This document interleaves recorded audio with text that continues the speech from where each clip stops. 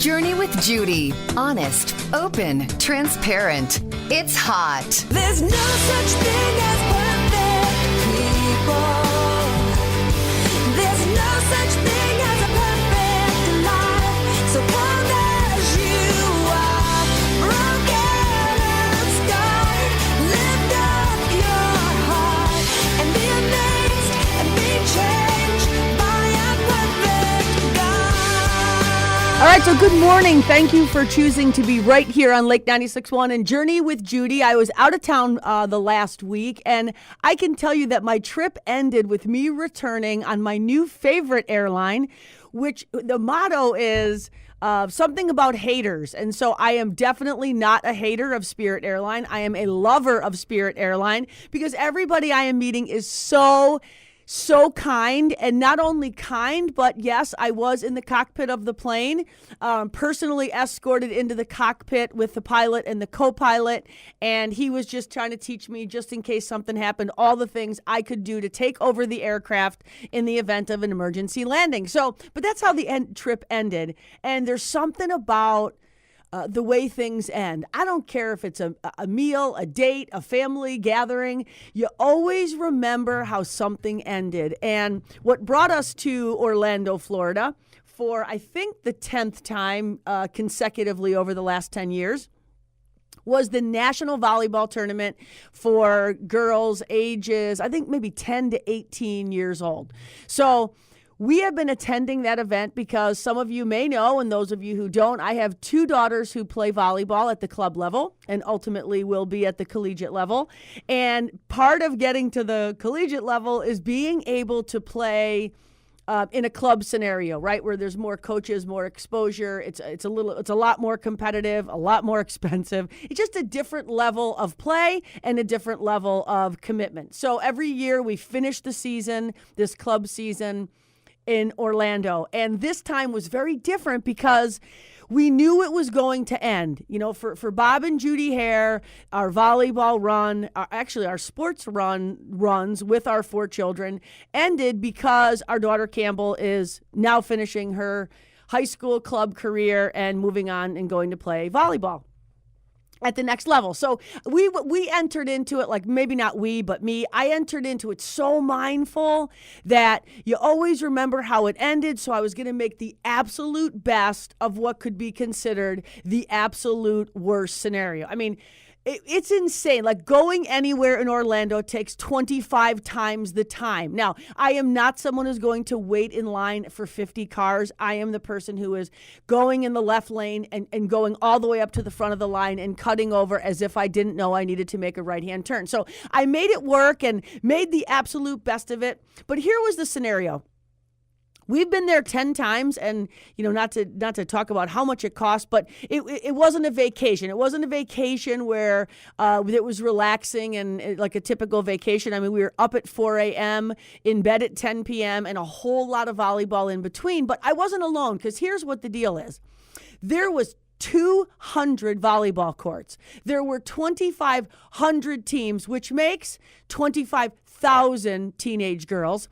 And just add to that the 5,000 coaches, and add to that the 50,000 crazy, and I will repeat, cray parents who are so desiring these kids go to play college at the next level. I would say the majority of these parents have invested now for the kids' future later. And so they get a little cray, little intense. I mean, there was a time, I make friends with all the opposing teams' parents. As a matter of fact, I text some of them. They hug me when they see me at these different venues, because it is just volleyball, right? It's not only just volleyball, but it's just volleyball and 10 grand. Like, who really cares? We just make the most of it. And even though it is so supposed to be fun, it is not fun. It is about winning. It is about competing, and it is about playing at the next level. So we went into this with some experiences from past events, national events. And some of them were awesome. I mean, both of our kids were, recognized on a very high level. They competed. It's just, there's so many parts of it that are so fun to see the gifts and talents that God has given so many of these young ladies in the field of athletics and, competition. So I just love that piece of it. However, because you know that it's going to end, and because I was mindful of making the most of it and not complaining, but instead appreciating every part of the fact that we would never go back to Orlando. Because unlike my friend Nancy Vanderstappen, who loves to go to Orlando, I would rather stick a burning ember in my eye than attend anything in Orlando. Aquatic World, Sea World. However, I did find myself at the ESPN Wide World of Sports watching my kid play, and that, my friends, is worth standing in line and cutting a line for. But here's the deal. We were crushing it. We were in a championship match, and although we still had one day to go, and I was, savoring every moment, we knew it was coming to an end, but we never knew how it was going to end.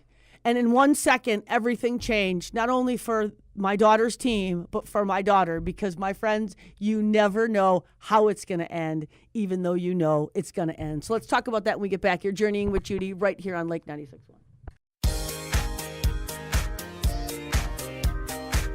All right, so welcome back. You're journeying with Judy right here on Lake 96.1. And what was so cool is watching all of these young ladies compete from ages 10 to 18, right? This tournament goes for, I think, 2.5 solid weeks. Now, I really think the people in the venue should be wearing a mask and a gun, because the prices they charge in order to go and watch your kid play, it's really like highway robbery, right? So in addition to the $20 of parking every day, the $25 of admission every day, you still have to pay $5 for a cup of coffee and $3 for a cup of water. But here's the deal. When things are flying your way, right, there's just something about those things that it's insignificant, right? It's big picture stuff. We are here to win this championship. We're here to have it end on the most positive note ever. And we're here to realize that it's just volleyball and 10 grand. So here's the deal.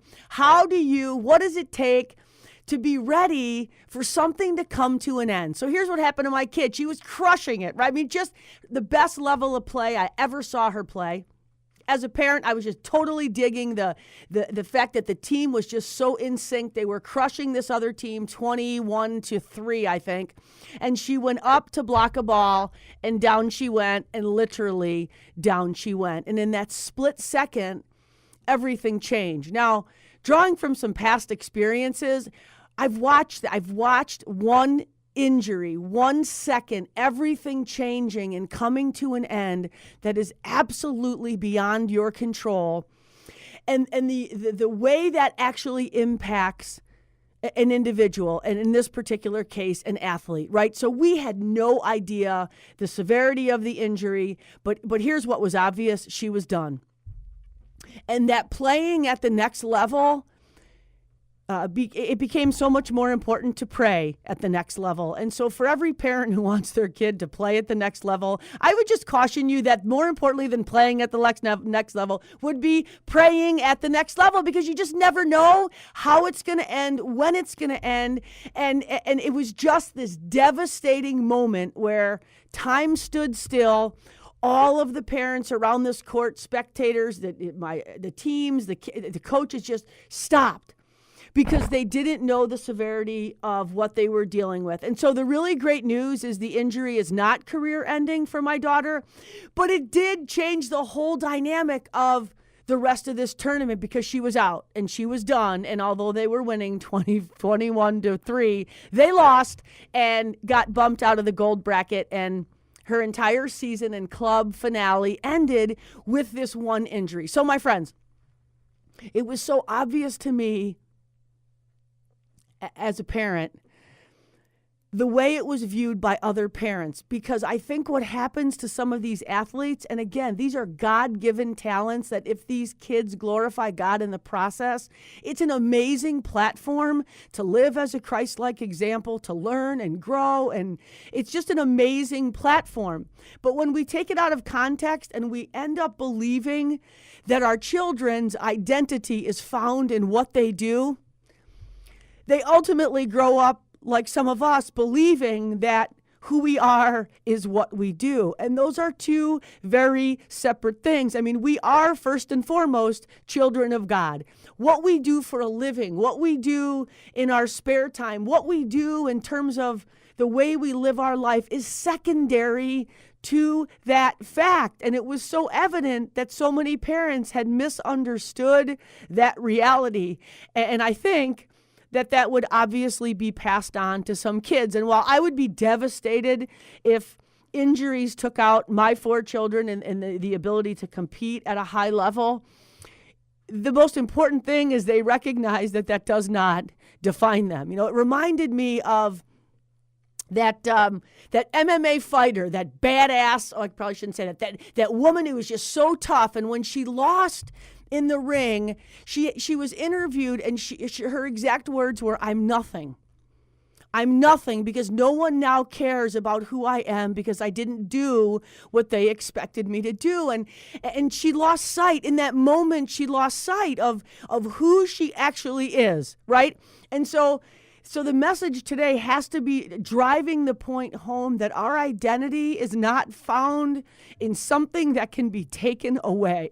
It doesn't matter how good we are, how successful we are, what records we've broken, the kind of homes we live in or the cars that we drive. Any of those worldly things mean zero in the kingdom of God. They mean absolutely zero. And when it matters is when we utilize those things, those material things, those methods in which we can further the kingdom of God and glorify Him in the process, is what makes it super cool. But when it's taken away, it does not negate who we are, whose we are, to whom we belong, and to whom we will return. And so it was such a reminder watching the 25,000 athletes and 50,000 I really think there was over 100,000 people in this venue, and how it seemed that they had so many, and this is not a judgmental statement. It appeared to be that so many in the moment, right? In the moment, we're losing sight of what this whole thing was all about. And it definitely is about the love of the game and the passion for that game and the commitment to playing at the next level. But truth be told, my friends, it is not about playing at the next level. It is about praying at the next level. And you got to dig that. You are journeying with Judy right here on Lake 96.1, and I will not be crying on the other side of the break. Thank you to Greg Cunis at Cunis Country Auto Group for making this show a reality. We'll be back.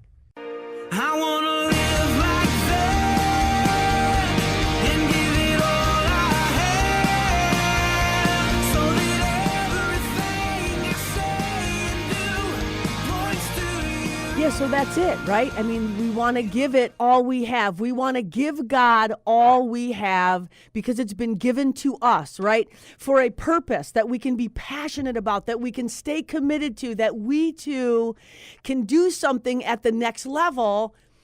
And it's not about playing. It's not about showing up. It's not about just going through the motions. It is about praying at the next level so we can always be striving to further the kingdom of God more intentionally, with more passion, realizing that that's kind of what we're here to do. And so just like the pilot reminded me that the reason that I am a little apprehensive about flying, and I don't fly high anymore, so I'm really killing it in the area of flying. I still don't really dig it, but what he said to me is, it's out of your control.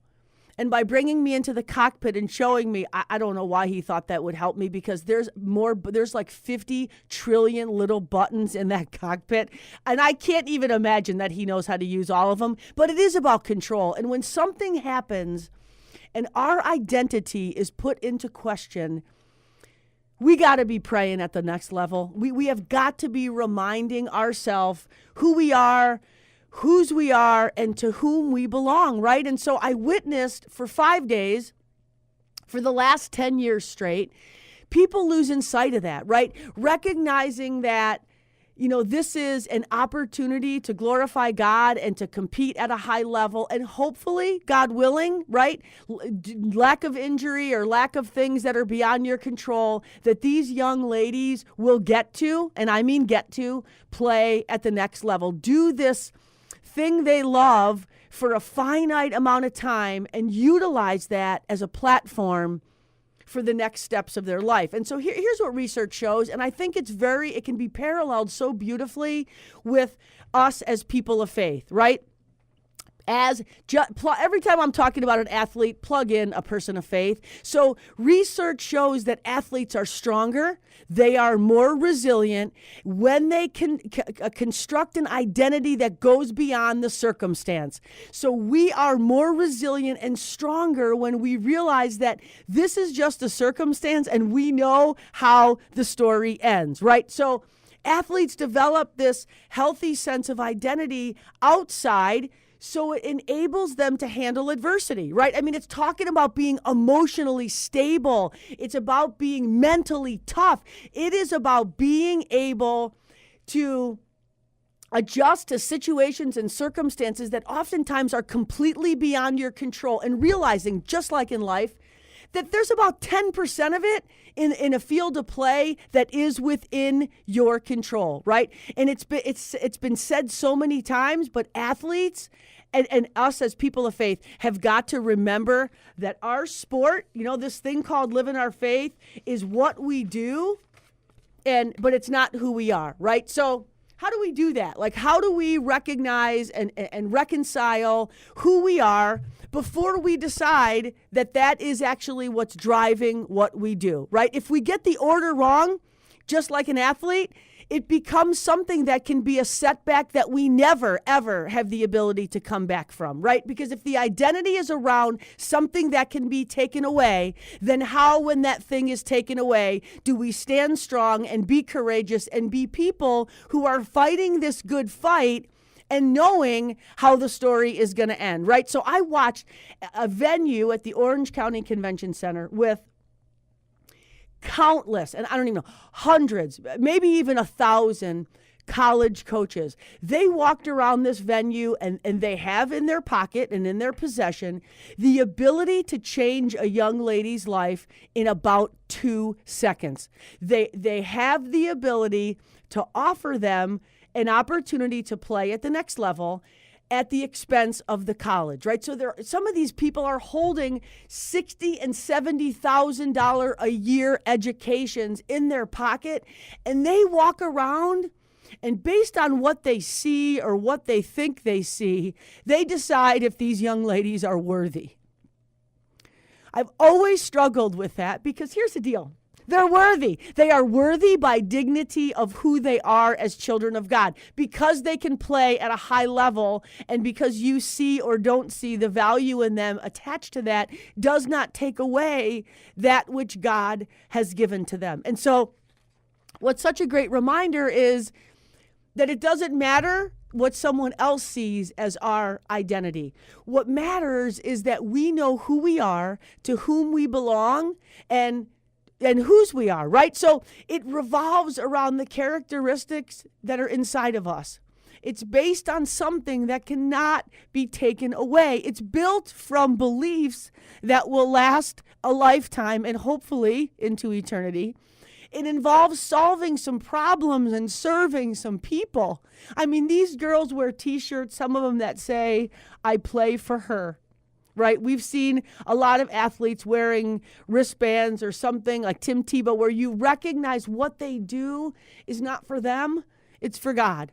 It's to glorify God, it's to further his kingdom, and they recognize publicly that this is a platform that I've been given, and I've taken it very seriously. And here's what happens when we do that. When we do that, it fosters not only for us as people of faith, but these athletes, a satisfaction when you actually live up to that which you've been given, right? It's a platform for a legacy to be left. I know my kids have watched and followed and paid attention to so many girls that have been older than them.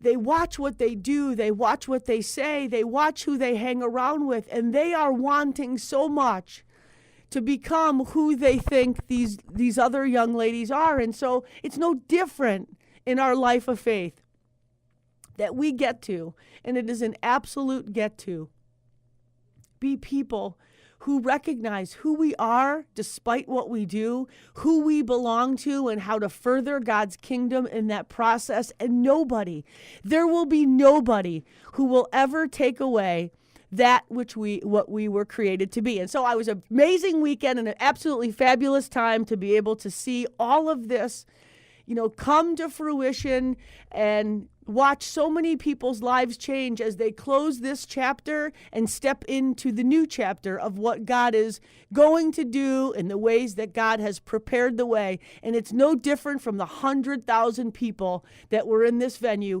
We have those same opportunities to be prepared, to be ready, to not only show up, but to bring our A game and hope that other people do the same. Thanks for journeying with Judy right here on Lake 96.1. And we'll be back next week right here, same time, 6:30 a.m. See you then. Keep it hot, honest, open, and transparent. Peace out.